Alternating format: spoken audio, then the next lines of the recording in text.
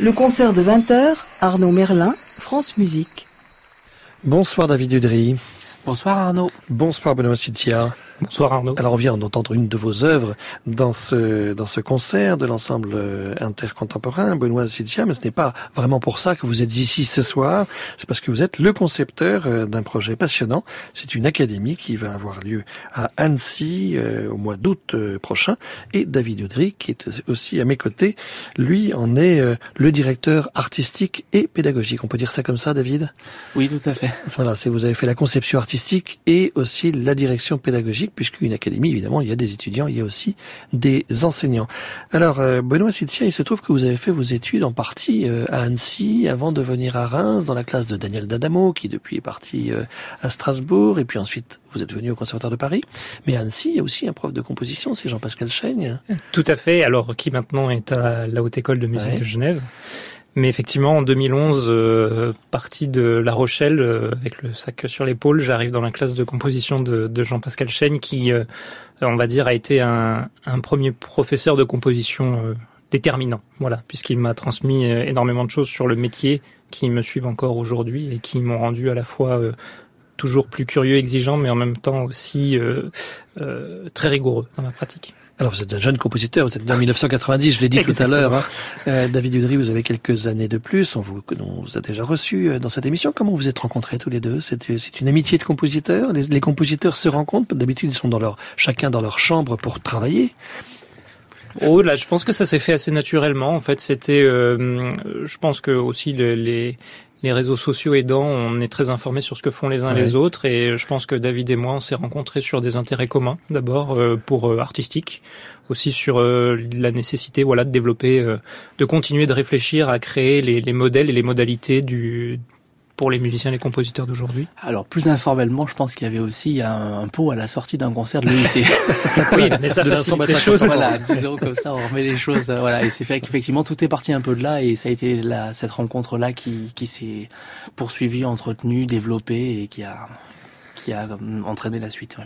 Puis Udry est un nom de Haute-Savoie aussi. Ah oui, c'est vrai que vous êtes un petit peu originaire de la région quand même, David. Un tout petit peu par mon grand-père, oui, tout à fait. Ouais. Ce qui n'est pas votre cas, hein. Vous êtes plutôt Rochelais ou Royalais, oui, voilà, Charentais. Né en Suisse, grandi en Charente-Maritime, voyageur. En lien avec les Alpes. Alors précisément, on va dire un mot du lieu. Alors j'ai dit que ça se passait entre le 18 et le 24 août. J'ai dit que c'était au mois d'août. C'est donc du 18 au 24 août prochain à Annecy. C'est en partenariat avec l'Impérial Annecy Festival. Pourquoi l'Impérial, Benoît Sitia ? Puisque c'est porté en partenariat et avec le soutien de l'Impérial Palace, qui est un palace au bord du lac, mais dans lequel il y a un centre de congrès, en fait, d'Annecy. Ça, c'est pratique pour trouver des salles. Le premier enjeu d'une académie, et tous ceux qui en organisent, je pense qu'on ce même problème, c'est les salles. Nous, on a commencé avec l'inverse, c'est-à-dire on avait les salles, et puis il fallait construire tout le reste. Voilà. Et ça se déroule en partenariat avec le festival que porte l'Impérial Palace, qui s'appelle l'Impérial Annecy Festival. C'est un festival, il y a du classique, il y a du jazz, j'ai vu le programme, il y a beaucoup de choses différentes. Oui. Tout à fait. Et c'est du 14 au 29 août, c'est 2 concerts par jour, plein de choses, très vivants. C'est surtout un festival qui a voulu réunir un peu tous les genres pour faire un grand événement au bord du lac d'Annecy. Mais alors, une académie, c'est pas seulement des concerts, évidemment, hein, c'est tout à fait autre chose. Alors, ça se trouve donc au mois d'août, j'imagine qu'il y a beaucoup d'estivants encore à Annecy, fin août. Tout à fait, mais justement, l'idée, c'était pas forcément un concert à la base, l'idée, c'était vraiment de créer un lieu de travail pour les musiciens. Et quand on dit les musiciens et les musiciennes, c'est les interprètes, les compositeurs, compositrices, aussi les chercheurs. Et de toute façon, quand moi j'ai pris mes fonctions de directeur artistique de l'Impérial Annecy Festival pour la musique classique, il a été question de valoriser tout le répertoire classique et romantique jusqu'au répertoire moderne, mais aussi comme vous êtes compositeur, on allait jusqu'à la musique d'aujourd'hui, c'est logique. Et dans les exigences, il y avait une ouverture vers la création et aussi la pédagogie, la transmission. Il y a une thématique hongroise, d'une certaine manière, on peut le dire, David Udry, dans cette académie cette année. Oui, et ce sera même non seulement cette année, mais ce sera un fil conducteur pour les 2 années qui viennent en fait. Ce qui veut dire que dans le répertoire étudié par les étudiants et enseigné par les enseignants de l'académie, il y a beaucoup de choses qui appartiennent à ce répertoire, entre Kurtág, Kodály, entre Eötvös que l'on vient d'écouter. Ce sont beaucoup des compositeurs hongrois. Oui. Alors il y a même on va dire une thématique franco-hongroise en fait. Et l'idée ici, c'est vraiment de focaliser le travail des étudiants qui seront engagés sur l'académie autour de ce répertoire-là, aussi bien ça peut être des pièces de Bartók, ça peut être des pièces de Ligeti. Enfin, il y a tout un répertoire qui est travaillé et sur lequel s'organise ça, c'était une thématique donc transversale et très importante pour cette édition de l'académie. Mais il faudrait peut-être commencer par dire d'abord pourquoi est-ce qu'on fait une académie, Benoît Sitzia. Une académie, c'est vrai que c'est peut-être une autre manière d'appréhender le temps de travail pour les musiciens. Tout à fait. En fait, c'était parti d'un constat assez pragmatique et simple, c'est que l'élément qui est à la base et au début et à la fin d'un projet musical, d'une chaîne de valeur musicale, c'est le musicien et la musicienne. Et le capital du musicien et de la musicienne, c'est le temps. On a entendu un concert de l'ensemble intercontemporain, c'est un exemple typique d'un projet dont la base c'est les musiciens, c'est la pensée d'un compositeur, un musicien et deux musiciens qui forgent une identité et qui la font, qui lui donnent son histoire et sa trajectoire. Aujourd'hui, il faut pas s'arrêter de créer ces modalités-là. Et en plus, aujourd'hui, où le métier de musicien est en pleine mutation aussi, puisque de plus en plus la façon de vivre son métier de musicien pour les jeunes professionnels change. Ils ont besoin de plus en plus de compétences, on va dire extra-musicales aussi. Donc, penser une académie aujourd'hui, pour moi, c'était pas juste de la transmission pédagogique artistique. Comme on faisait des stages avant. Ouais. C'était plutôt un endroit de réflexion aussi sur l'avenir du métier de musicien pour les jeunes professionnels accompagnés par leurs aînés. Je dis bien accompagnés puisque, à mon avis, je pense que même les coachs aussi sont très intéressés à eux-mêmes à se servir de cette académie comme laboratoire sur des réflexions qu'ils pensent, puisque l'idée aussi sur la thématique, c'était aussi de bâtir pas que sur la musique de création, mais vraiment sur une trajectoire qui part de la musique de répertoire. On parle aussi de Beethoven, de Bach dans cette académie, vers la musique la plus récente, pour qu'encore une fois, tout ça soit appréhendé sous la globalité, en fait. Vous-même, est-ce que vous avez des souvenirs particuliers d'académies que vous auriez suivies, qui vous ont appris des choses? Il y avait le Centre Acante il y a quelques années, après il y a eu l'Académie Manifeste, il y a Royaumont aussi. Qu'est-ce que ça vous a apporté à l'un et à l'autre?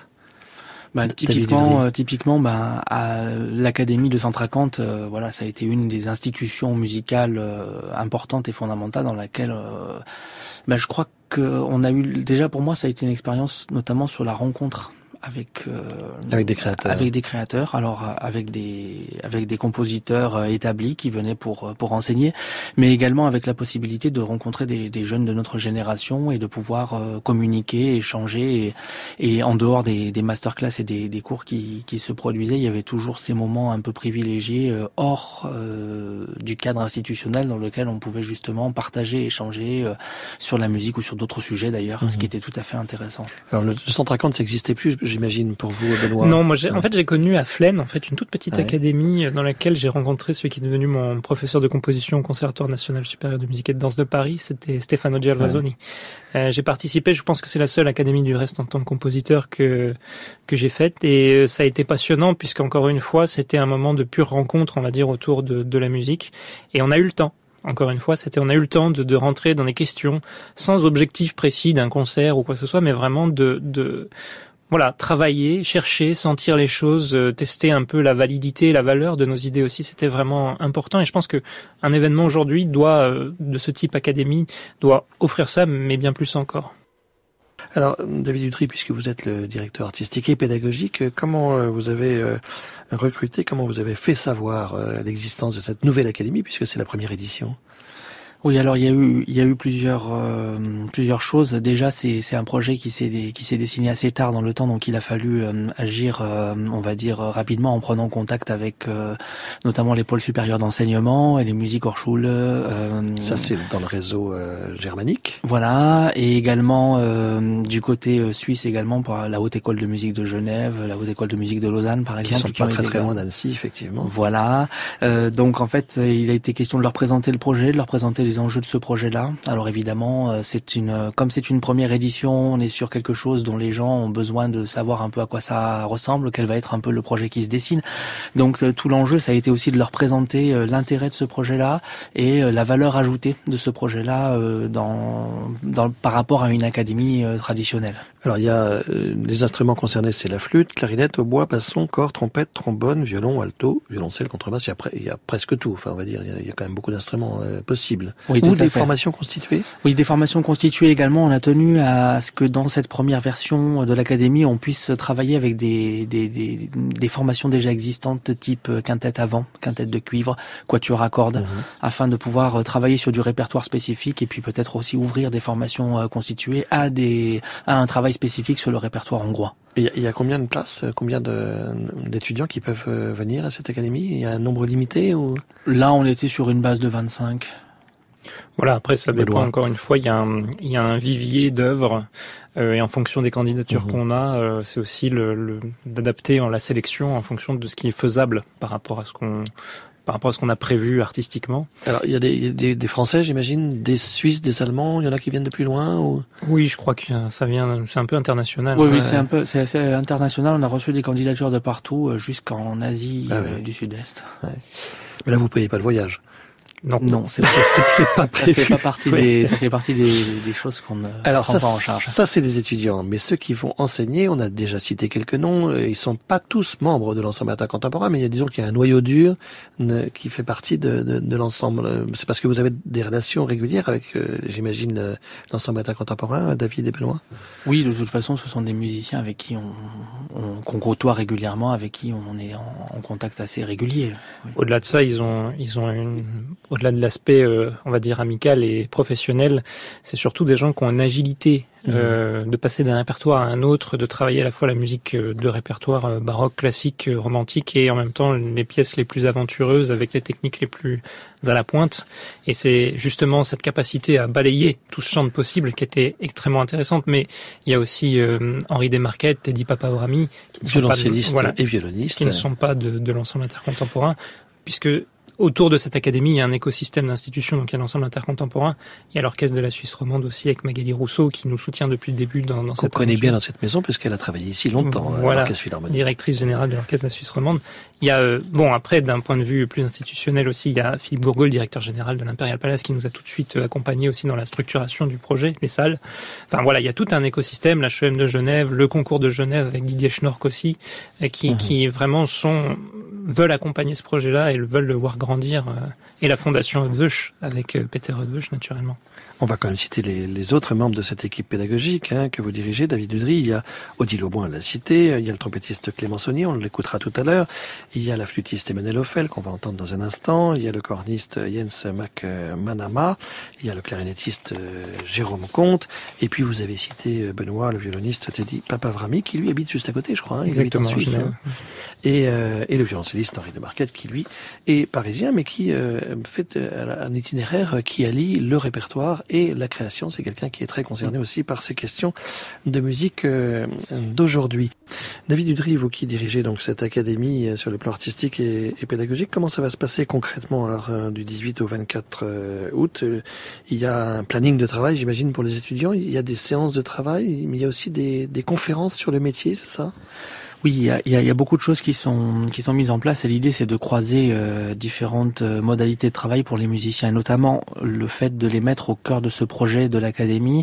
Il s'agit de les inciter à se positionner, à réfléchir à leur statut de musicien et pas simplement de venir là pour jouer de la musique. Donc évidemment, il y a des séances de travail quotidiennes, de coaching avec les il y a des cours individuels avec les Tout à fait.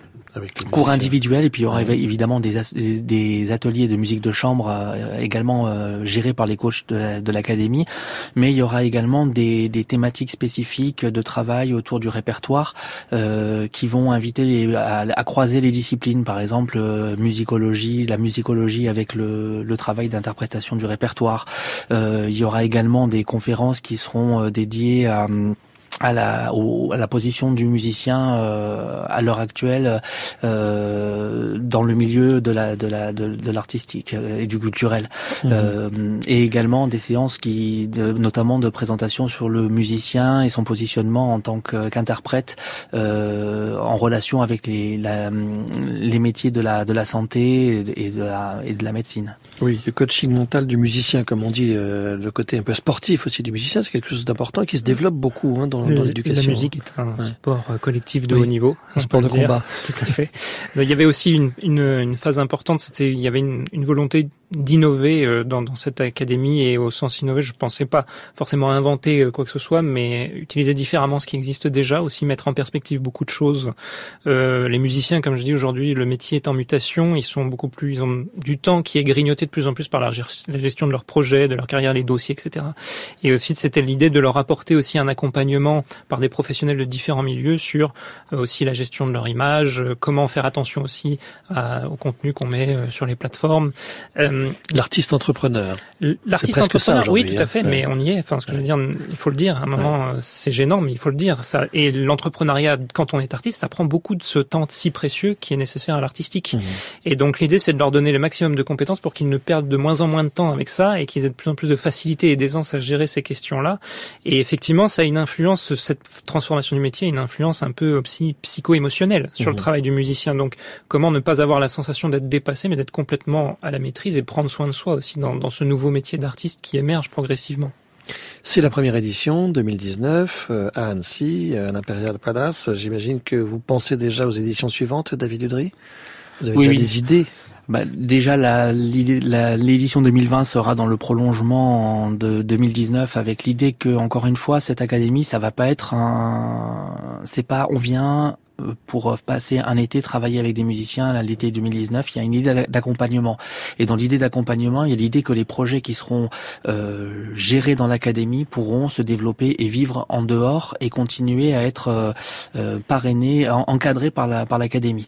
Et donc derrière, il y a aussi cette idée d'incubateur de projet qui est une idée intéressante et qui est une idée qui va du coup donner du sens. C'est-à-dire qu'un académicien qui présente sa candidature pour ce projet-là vient pour peut-être faire naître quelque chose ou pour découvrir quelque chose qui va lui permettre de développer un projet par la suite et dans lequel on pourra l'accompagner sur le plan national, sur le plan international, en fonction des structures avec lesquelles on travaille.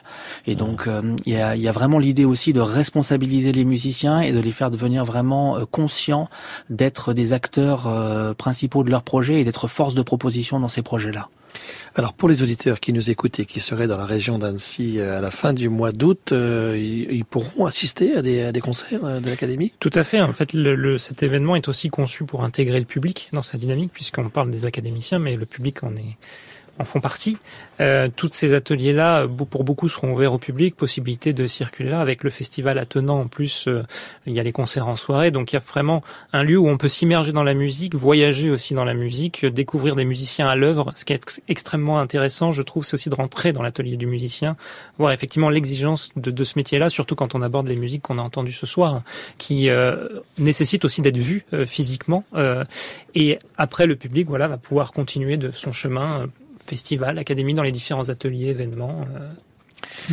On peut se renseigner sur un site pour l'European Academy. Oui, tout à fait, le site qui porte le même nom que l'Académie, europeancreativeacademy.com. Merci à mes deux invités ce soir, David Udry et Benoît Sitzia, d'être venus en direct évoquer cette première édition de l'Académie.